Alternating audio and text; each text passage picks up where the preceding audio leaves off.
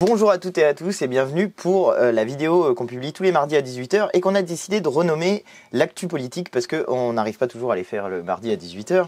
Donc on s'est dit que ce serait pas mal de changer le nom. Donc bienvenue pour l'actu politique qui sera normalement publié mardi à 18 h. Je vous invite à suivre la chaîne et à cliquer sur la petite cloche pour recevoir des notifications si vous voulez recevoir toutes les semaines cette vidéo.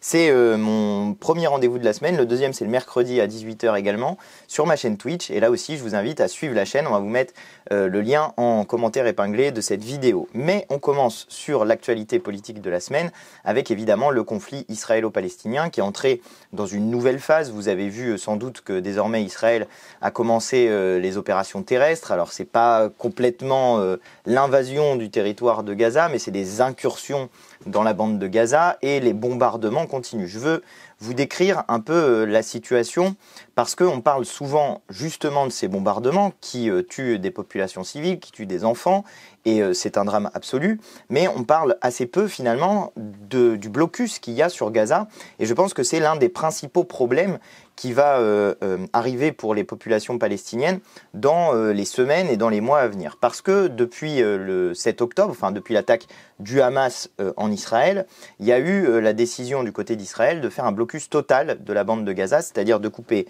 l'eau qui était fournie par Israël, de couper l'électricité, le gaz et l'accès à la nourriture.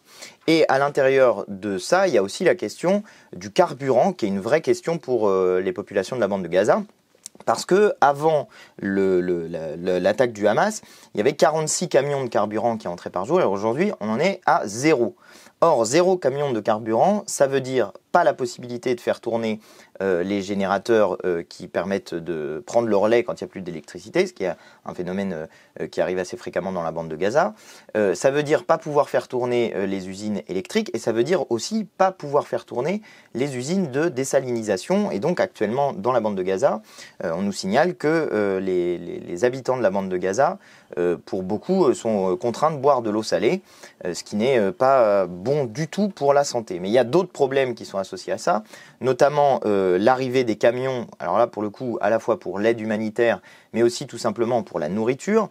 Avant le 7 octobre, il y avait 500 camions qui entraient par jour. Aujourd'hui, on est à 12 en moyenne, c'est vous dire la réduction du nombre de ces camions. Et l'ONU estime qu'il faudrait une centaine de camions par jour, rien que pour pouvoir tenir bon dans la bande de Gaza. Par ailleurs, je ne sais pas si vous avez suivi tout ça, mais donc Israël avait demandé aux habitants de la bande de Gaza d'aller vers le sud pour pouvoir bombarder le nord de manière indistincte, en gros. Ils sont allés pour une partie d'entre eux vers le sud et il y a eu également des bombardements sur le sud. Ça, je l'ai appris auprès de l'ambassadrice de France en Palestine qui nous expliquait la situation de sa propre famille en disant on nous a dit d'aller vers le sud, ils sont allés vers le sud, ils se font bombarder au sud, ils sont montés vers le nord pour que au moins, quitte à se prendre des bombes, on puisse se les prendre dans un endroit qu'on connaît ou dans sa propre maison. C'est dramatique comme situation, mais c'est ce qui se passe en ce moment dans la bande de Gaza. Il faut bien voir ce que c'est que la bande de Gaza. Alors dans un média, j'ai utilisé l'exemple de la Corse parce que je trouvais ça parlant. J'ai dit que c'était 4 fois moins haut du nord au sud, 7 fois moins large de l'est à l'ouest. Et encore, j'ai pris la valeur la plus large, c'est-à-dire la bande de Gaza. Au plus large, c'est 12 km, au plus fin, c'est 6 km. Donc c'est en fait entre 7 et 14 fois plus petit en largeur.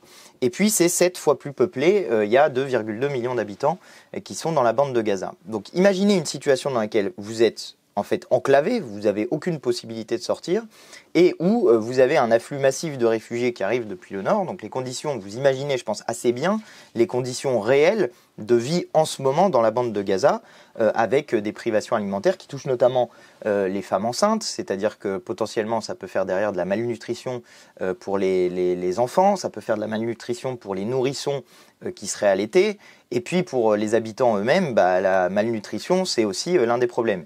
Aussi, autre problème, la concentration de personnes dans cette zone, c'est un facteur de propagation de maladies et de pandémies. Donc on est dans une situation qui est extrêmement tendue, on est dans un véritable drame humanitaire et c'est la raison pour laquelle l'ONU parle d'un risque de nettoyage ethnique entre d'un côté les bombardements et de l'autre cette situation très particulière qui a été décidée notamment par le ministre de la Défense qui parlait des habitants de la bande de Gaza en les qualifiant d'animaux humains. C'est vous dire le niveau de violence dans lequel se place le gouvernement gouvernement d'Israël. Cette situation, évidemment, elle appelle normalement à une parole forte de la France sur le sujet. Et cette parole forte, ce doit être le cessez-le-feu. Or, pour l'instant, sur cette question-là, la parole de la France est malheureusement illisible. Pourquoi ? Parce que Emmanuel Macron s'est rendu en Israël, il a d'abord dit qu'il fallait faire une coalition pour lutter contre le Hamas. C'était pas très clair. Ça voulait dire quoi exactement? Personne ne le savait. Est-ce que ça voulait dire que la France allait participer au bombardement sur la bande de Gaza? Est-ce que ça voulait dire qu'elle allait participer aux opérations militaires terrestres? Personne ne savait exactement ce que ça voulait dire.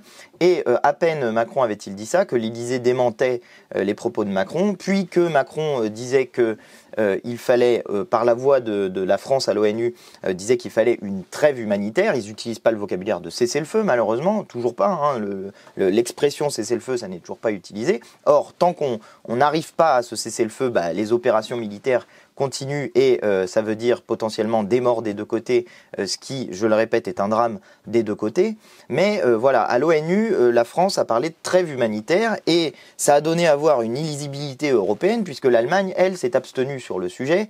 Donc il n'y a même pas de position commune européenne sur ce qu'il faudrait dire sur le conflit israélo-palestinien. Et c'était pas encore fini puisque Emmanuel Macron a décidé d'envoyer de l'aide humanitaire via des bateaux vers la bande de Gaza. Donc l'illisibilité de la France sur le sujet du conflit israélo-palestinien, elle est malheureusement totale et on n'arrive pas à avoir une parole forte et claire de la France. Or, c'est comme ça que normalement notre pays est respecté, c'est quand il est capable d'avoir une parole forte, claire, indépendante, lisible à l'international. C'était le cas avant. C'était le cas jusqu'à Jacques Chirac en gros et en passant par Mitterrand et le général de Gaulle. Mais maintenant, voilà, on est entré dans une forme d'alignement sur soit les États-Unis, soit en l'occurrence ici le gouvernement d'extrême droite de M. Netanyahou. Et je trouve que c'est dramatique pour notre pays parce que ça ne donne pas à l'étranger une image de la France qui soit ce pays qui défend les droits de l'homme et du citoyen, qui défend la paix, qui se place du côté des populations civiles où qu'elle soit située lorsqu'il y a un conflit comme c'est le cas aujourd'hui.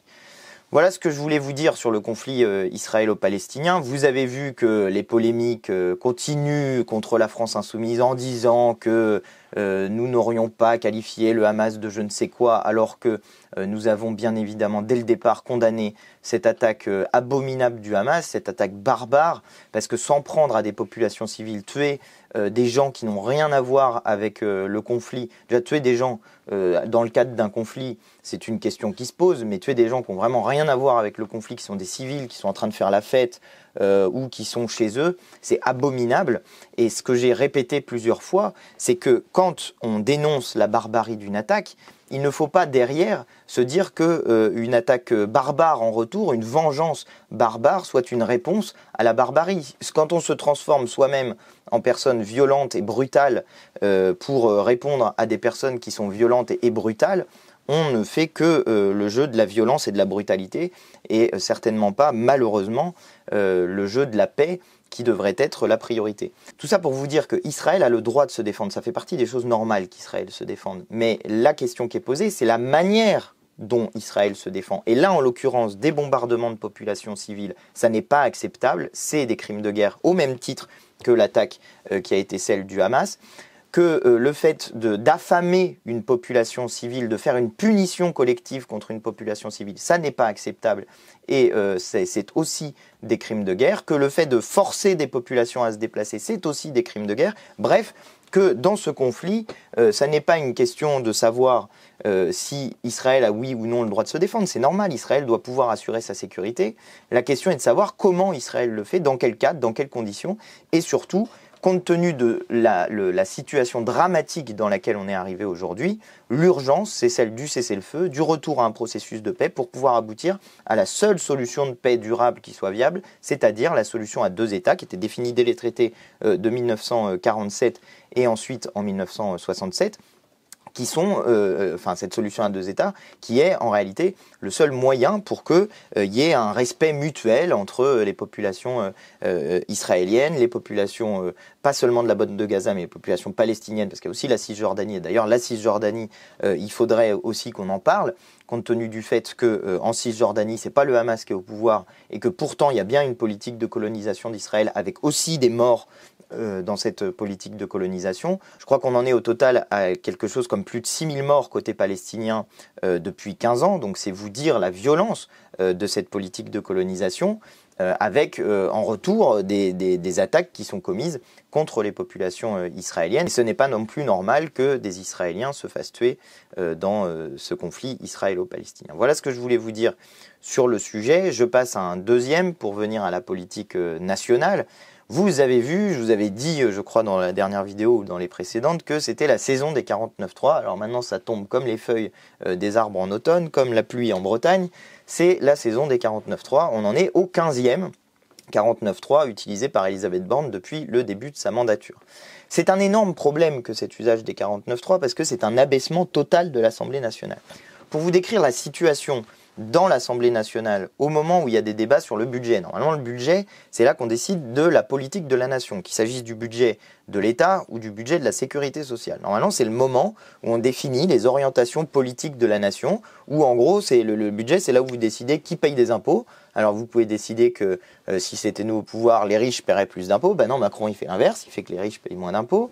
Et vous pouvez décider d'augmenter un certain nombre de budgets, dans le cadre des services publics notamment, pour pouvoir répartir vos services publics. Ben non, Macron il fait l'inverse.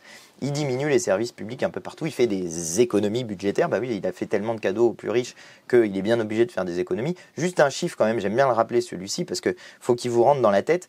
Sous Chirac, si on avait le niveau d'imposition qu'il y avait sous Chirac, qui était un paradis bolchevique et bien connu, hein, si on avait le même niveau d'imposition que sous Chirac, actuellement, là, en ce moment en France, il n'y aurait pas de déficit de l'État. Conclusion, ça veut dire que tous les cadeaux fiscaux qui ont été faits aux plus riches, eh ben, ça nous coûte l'équivalent du déficit de l'État. Et après, il y a des macronistes et des bureaucrates qui viennent la bouche en cœur vous dire « Oh oui, mais on a trop dépensé, il faut faire des économies, mon Dieu, et sur qui on va les faire les économies? Sur les gens qui sont pauvres et sur la classe moyenne ». C'est-à-dire en vous faisant payer à vous tous plus d'impôts, tandis que les gens comme Bernard Arnault, eux, ils peuvent continuer à accumuler le pognon dans leur poche, ça dérange personne, enfin si, ça nous dérange nous, mais du côté de chez Macron, ça dérange personne.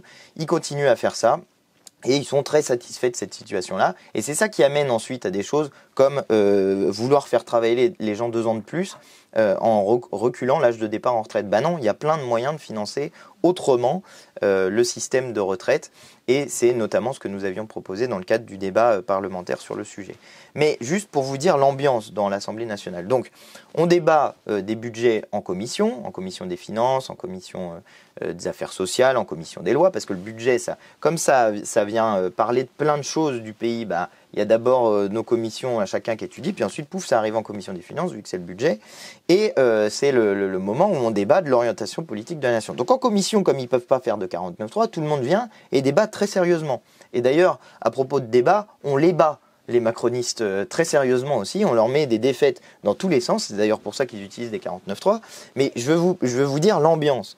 Parce que l'usage de ces 49.3, comme tout le monde sait qu'il va y avoir un 49.3, ça rend le travail parlementaire complètement lunaire. C'est-à-dire on sait d'avance que quoi qu'on fasse, quoi qu'on dise, quoi qu'on gagne comme vote, quoi qu'on perde comme vote, etc., tout ça n'a pas de sens, tout ça n'a pas de valeur, vu qu'à la fin, Elisabeth Borne va se ramener dans l'Assemblée nationale et dire « En vertu de l'article 49.3 de la Constitution, j'engage la responsabilité de mon gouvernement, blablabla, vous avez parlé pendant des plombes, tout ça sert à rien, maintenant c'est moi qui décide et puis c'est pas autrement. » Vous imaginez, mettez-vous à la place de vos représentants. Ça veut dire, nous on se dit « Bon, bah on va aller défendre nos idées », mais ça sert à rien. Donc c'est quand même une situation totalement lunaire. Ça donne que hier, par exemple, dans l'Assemblée nationale, il y avait quelque chose comme 80 députés. 80 députés sur 577.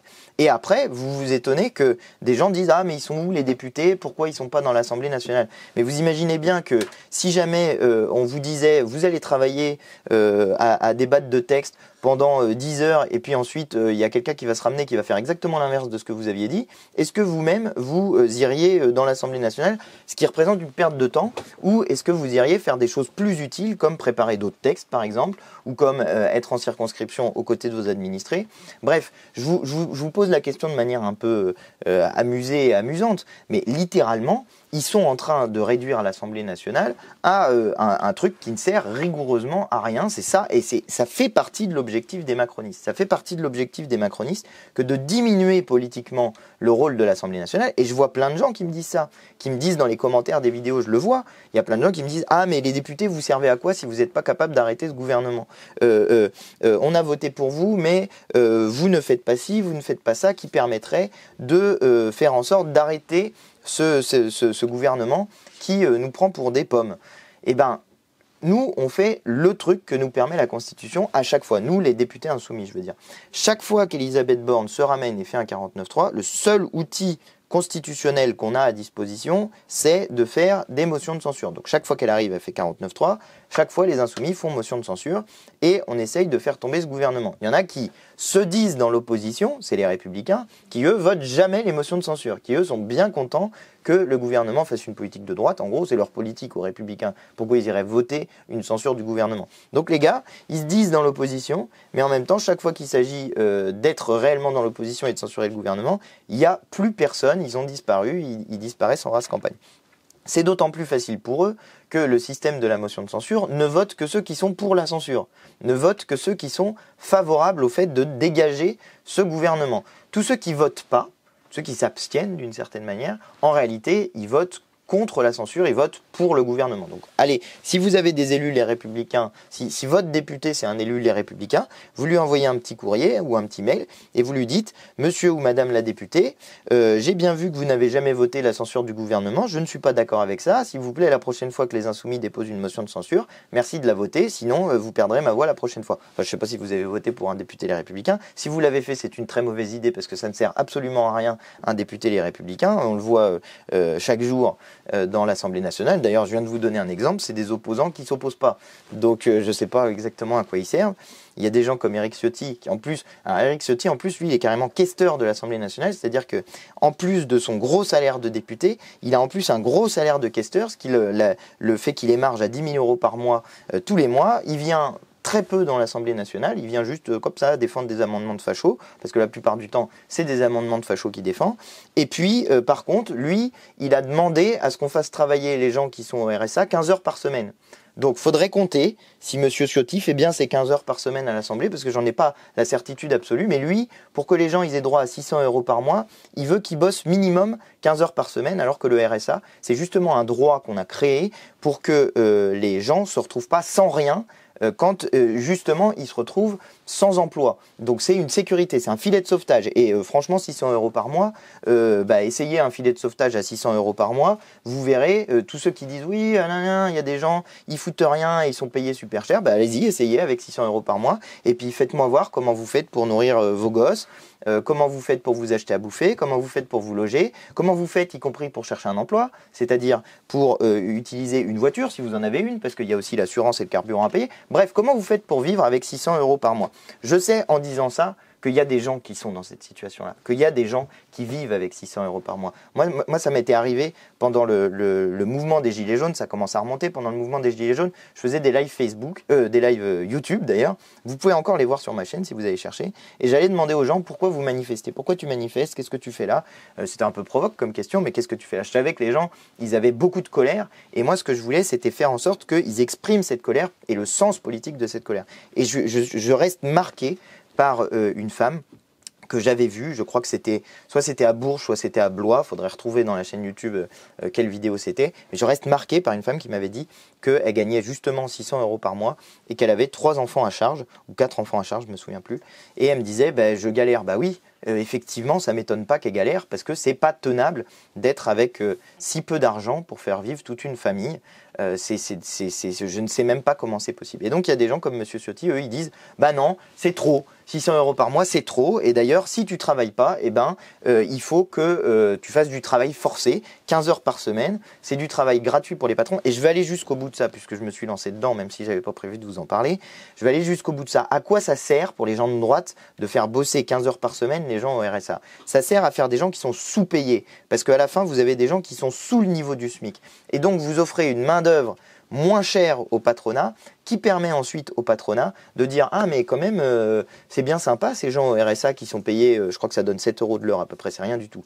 C'est bien sympa ces gens au RSA qui sont sous-payés. Et d'ailleurs, toi, Michel, t'es vachement payé quand même. Tu voudrais pas changer de métier pour que je puisse embaucher 2 personnes au RSA pour faire l'équivalent de ton travail à 2 fois moins cher ?» Voilà à quoi ça sert. Ça sert à créer de la concurrence entre les travailleurs. Ça sert à diviser à l'intérieur du peuple pour éviter qu'il y ait de la solidarité. Et en plus, il s'appuie sur des ressorts justement qui sont déjà des ressorts qui potentiellement peuvent diviser le peuple. Parce qu'ils appuient sans arrêt en disant oui, il y a des profiteurs du système, oui, il y a des gens qui sont des assistés comme ils disent. Mais je suis désolé moi, les assistés c'est les gens justement qui gagnent beaucoup d'argent dans notre pays et qui payent très peu d'impôts. Ça c'est des assistés. Parce que les cadeaux pour les plus riches, il y en a sans arrêt. Des cadeaux pour les plus riches, il y en a du fric pour les riches, il y en a sans arrêt, on dirait que ça tombe du ciel. Je vous disais tout à l'heure comme la pluie en Bretagne, bah là pareil, on dirait que ça tombe du ciel comme la pluie en Bretagne. Je suis désolé pour les Bretons, j'espère que vous m'en voudrez pas, d'autant que je vais aller en Bretagne ce week-end pour participer à la campagne d'achat des locaux.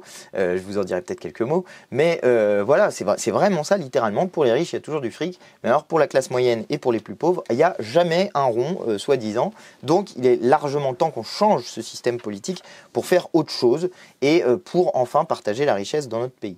Je vous dis un dernier truc sur ces 49.3 répétitions et sur le budget à l'Assemblée nationale, parce qu'il s'est passé des trucs trop marrants en commission des finances hier soir, enfin hier soir, il s'est passé des trucs trop marrants en commission des finances. Donc moi j'y étais en commission des finances sur les missions qui dépendent de ma commission à moi, la commission des lois. Donc j'avais l'immigration, ça c'était pas super marrant parce que les députés du Rassemblement national, ils ont de nouveau fait la démonstration qu'ils n'aiment pas notre pays, qu'ils n'aiment pas la France, parce que figurez-vous qu'ils ont déposé des amendements pour diminuer les moyens pour l'accès à la nationalité française. Alors, il faudra m'expliquer comment on aime la France, et enfin, parce que eux ils disent ça, ils disent oui, nous on aime la France, on défend la France. Ben, explique-moi comment t'aimes la France et que tu défends la France en empêchant des gens de devenir français. J'ai pas bien compris ce que ça représente de dire à des gens qui ont envie de faire partie de notre pays et de notre nation, non désolé, t'as pas à devenir français en fait. Je sais pas d'où ça sort dans leur tête. En fait, si je sais d'où ça sort dans leur tête, ça sort du programme de Marine Le Pen qui dit qu'ils veulent revenir sur le droit du sol. Alors ils disent ça comme ça. Comme ça, tu te dis ouais, revenir sur le droit du sol, c'est vrai, le droit du sol, d'où ça vient, qu'est-ce que c'est que cette histoire, etc. Bah d'accord, revenir sur le droit du sol, ça veut dire rétablir le droit du sang. Hein, c'est ça ce que ça veut dire. Donc ça veut dire, et d'ailleurs ils le disent comme ça, les fachos, littéralement ils disent la nationalité française s'hérite ou se mérite. Ok, d'accord. Donc on leur dit vous êtes des gros racistes, et ils nous disent ouais non, pourquoi vous dites ça? Ben si tu dis que la nationalité française s'hérite et qu'en même temps tu supprimes le droit du sol, ça veut dire que donc elle se mérite plus. Donc leur petite phrase sur la nationalité française se mérite, hop, tu peux l'enlever. Donc ça veut dire qu'il reste la nationalité française s'hérite. Si on avait appliqué ce système-là, la nationalité française s'hérite, si on n'avait pas le droit du sol depuis le moment où on a inventé le drapeau tricolore, la Marseillaise et la devise liberté, égalité, fraternité, si on n'avait pas le droit du sol, peut-être que vous qui regardez derrière la caméra, peut-être que vous-même qui avez voté pour Marine Le Pen, vous seriez même pas français. Parce que si ça se trouve, dans votre famille, vous avez des Italiens, des Belges, des Espagnols, des Portugais, des Polonais, des ce que vous voulez, des gens qui viennent d'Algérie, du Maroc, de partout, et qui à la fin font des très bons Français, parce que la France, c'est une nation politique, c'est ceux qui adhèrent à l'idée liberté, égalité, fraternité, et qui ont envie de faire partie de cette belle nation politique qu'est la France, qui n'est pas une nation ethnique, contrairement à ce que raconte Marine Le Pen et ses amis fachos. Ça n'est pas ça, la France, c'est une nation politique. Bref, il y avait ça, et puis après, c'est là que c'est devenu vraiment savoureux, parce qu'on avait des sujets sur le budget de l'Élysée et la présidence de la République. Alors déjà, on a commencé par faire notre petite nuit du 4 août 1789 à nous. On a aboli un des privilèges des présidents de la République. On leur a supprimé leur retraite. Voilà. Et ben, ça ne coûtait rien. Hein. Donc, vous savez que les présidents de la République, une fois qu'ils ont fini leur mandat, ils ont droit à une grosse retraite. Je ne sais pas combien c'est le montant, il faudra qu'on regarde. Mais c'est une grosse retraite, bien confortable. En plus, ils ont des moyens, genre une équipe, machin, tout ça. Et ben nous, on a commencé par supprimer un privilège du président de la République, sa retraite, chapeau, sa retraite dorée de président de la République, ça, quick, supprimé.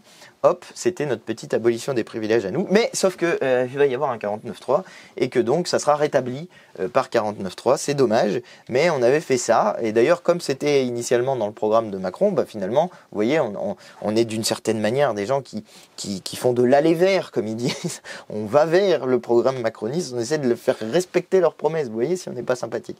Bref, je vous dis ça un peu en rigolant, mais j'étais bien content qu'on fasse ça. Et puis alors après, alors là, vous allez rigoler.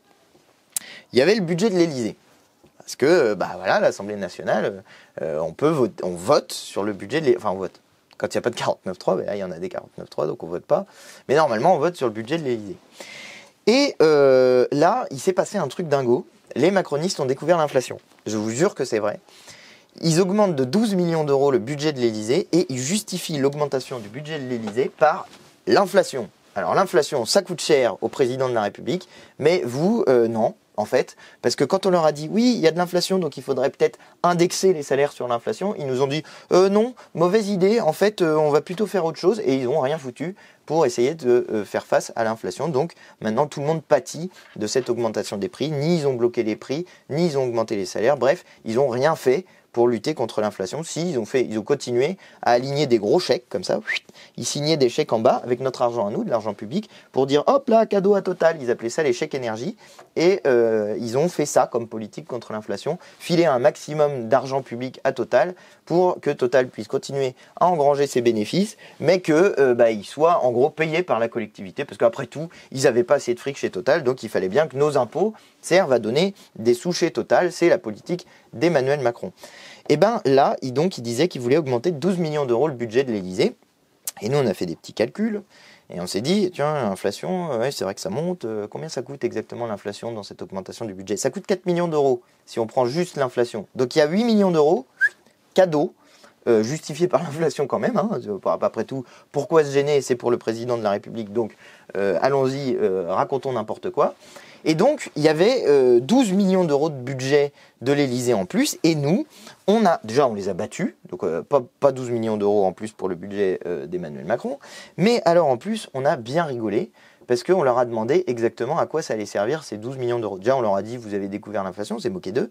Et ensuite, on leur a dit, mais à quoi ça va servir exactement? Est-ce que c'est pour acheter du caviar la prochaine fois pour le repas à Versailles? Ou bien est-ce pour du homard?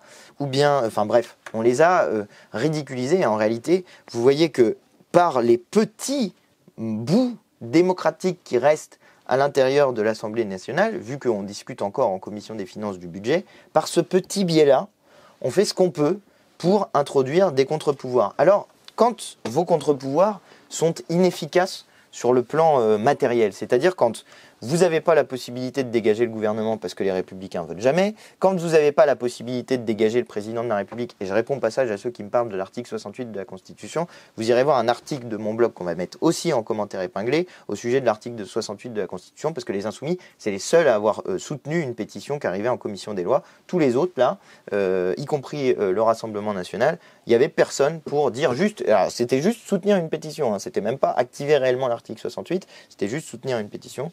Il n'y avait plus personne, et vous irez voir aussi dans cet article, ce que le sujet intéresse, ma vidéo qui explique pourquoi l'article 68 n'est pas un outil de destitution du président de la République, c'est un outil de protection du président de la République, compte tenu des règles qui sont associées à son utilisation. Il est impossible que cet article puisse effectivement aboutir à une destitution du président de la République, mais je ne détaille pas, vous irez voir l'article si le sujet vous intéresse, et la vidéo que j'ai faite à cette occasion-là. Bref, donc qu'est-ce qu'on fait quand on n'a pas de moyens matériels de effectivement bloquer un gouvernement? Eh bien, on fait ce que la France a toujours fait avec les puissants. On se moque, on les ridiculise, on les tourne en ridicule pour abaisser leur pouvoir autant que cela est possible, parce que un président ou un roi ridiculisé, c'est un président ou un roi qui a un pouvoir qui est extrêmement limité. Donc on a fait ça, on leur a dit, ah tiens, vous avez découvert l'inflation, ah tiens, est-ce que c'est pour inviter un autre roi à Versailles? Eh ben nous, on est des républicains et on n'est pas d'accord pour qu'il y ait une monarchie présidentielle. On leur a dit, nous, ce qu'on veut, c'est une 6e république, et ça passe aussi par la redistribution des moyens. Et donc, du coup, nous, on a proposé, vu qu'il y avait du fric après tout, alors, pour vous expliquer, il faut que le fric, il aille dans des petites cases qui correspondent. Donc, on ne peut pas dire, on vous prend 8 millions d'euros et on va mettre ça dans l'école. C'est pas possible, il faut que ça colle aux petites cases qui sont à l'intérieur. C'est très mal fait, hein. C'est semi-démocratique comme système, ça aussi, mais il faut que ça colle aux petites cases. Ça s'appelle des programmes, des missions, c'est un peu compliqué, des actions, etc. Mais donc là, le seul truc où on pouvait filer du fric, c'était l'Assemblée nationale. Donc nous, on a dit, bah, on prend 8 millions d'euros au président de la République. Déjà, on était sympa, on lui laissait l'inflation. Hein, t'as vu, on est sympa. Faut pas dire que les insoumis, c'est des brutaux, violents, je sais pas quoi. On laissait quand même l'inflation, on est sympa. Donc on prenait les 8 millions d'euros cadeaux, tout frais payés payés pour le président de la République. On a dit, faut mettre ça dans l'Assemblée nationale, comme ça, on pourra augmenter le salaire des gens qui travaillent à l'Assemblée nationale. Et là, on ne parlait pas des députés, mais on parlait de ceux qui travaillent dans les services de l'Assemblée nationale, des collaborateurs de mon équipe, par exemple, qui travaillent avec moi et qui ne sont pas assez payés compte tenu de la quantité de travail qu'ils font. C'est l'enveloppe qui est utilisée pour les collaborateurs parlementaires, c'est pas assez compte tenu du travail qu'ils produisent. Et puis on a dit aussi, bah tiens, ça sera le moyen d'augmenter les gens qui font le ménage à l'Assemblée nationale, les gens qui font des réparations, etc., etc., les gens qui déménagent les bureaux, parce que sachez que quand vous avez 577 équipes qui travaillent, il y a des changements de bureaux sans arrêt, et donc il y a des équipes qui font ça à l'intérieur de l'Assemblée nationale. Bref, voilà ce qu'on a proposé de faire, d'utiliser du fric qui était pour le président de la République pour pouvoir augmenter les salaires des gens qui travaillent effectivement à l'Assemblée nationale. Dernière chose dont je veux vous parler dans cette vidéo Actu Politique de la semaine, c'est la mission d'information que je suis en train de faire sur la lutte contre le trafic de stupéfiants avec Clara Chassagnol, députée Renaissance. Vous voyez comme quoi c'est possible de travailler sur ces sujets-là avec d'autres. Et donc en ce moment, on est en train de faire une série d'auditions avec des spécialistes du sujet, des médecins, des gens qui travaillent dans les secteurs de la police, des douanes, etc., etc. On va faire une série d'auditions pendant 3-4 mois sur le sujet pour produire un rapport à l'issue de ces auditions. Et c'est un travail sur lequel peut-être je serai amené à vous faire de temps en temps des petits comptes rendus. Je ne sais pas, on verra. Hein. Là pour l'instant on a vu quelques organismes, on en est à notre 3e audition. Donc peut-être que je vous ferai des comptes rendus une fois de temps en temps, des rapports sur des choses que je verrai qui m'intéressent et qui me semblent devoir être partagées avec vous. Peut-être même je ferai une vidéo spéciale sur le sujet, mais voilà, je voulais vous informer qu'en ce moment, une partie de mon travail parlementaire, vous allez peut-être moins me voir dans l'hémicycle justement, parce que les auditions se recoupent avec les moments d'hémicycle. Malheureusement, on ne peut pas faire autrement, vu qu'il y a des séances tout le temps, donc voilà. Et voilà ce sur quoi je vais avancer dans les semaines et les mois à venir. D'ailleurs, on est aussi en train de faire avec mon équipe une tournée des gendarmeries qui est en lien avec ça et des douaniers. On essaye de, chaque fois que je fais un déplacement, voilà, d'aller rencontrer des équipes de gendarmes, des équipes de douaniers pour discuter avec eux de la manière dont ils mettent en place la politique de sécurité du gouvernement et des choses dont ils auraient besoin pour pouvoir faire les choses plus efficacement dans leur travail. Voilà ce que je voulais vous dire. C'était la vidéo Actu Politique de la semaine. Voici le nouveau nom de cette émission. J'espère que ça vous a plu. Je vous invite à me dire dans les commentaires ce que vous en avez pensé et à me dire aussi s'il y a des sujets dont vous aimeriez que je vous parle de temps en temps. J'espère que tout ça vous plaît. Si c'est le cas, je vous invite à vous abonner à ma chaîne en n'oubliant pas de cliquer sur la petite cloche pour recevoir des notifications de quand on publie des vidéos sur cette chaîne YouTube. Et je vous dis, si jamais vous regardez cette vidéo avant mercredi 18h, rendez-vous à 18h sur ma chaîne Twitch pour un live et d'ailleurs sur mon compte Instagram aussi, maintenant on fait sur les deux, donc chaîne Twitch et compte Instagram, pour un live sur l'actualité politique qui me permet d'échanger avec vous. Justement, c'est des commentaires en direct, c'est ça qui m'intéresse dans ce système-là. Les commentaires en direct, ça permet que j'y réponde directement et que du coup je puisse traiter vos questions en temps réel. Voilà ce que je voulais vous dire. À la semaine prochaine pour la vidéo, comment ça s'appelle, Actu Politique. Et à très bientôt pour de nouvelles vidéos. Allez, salut!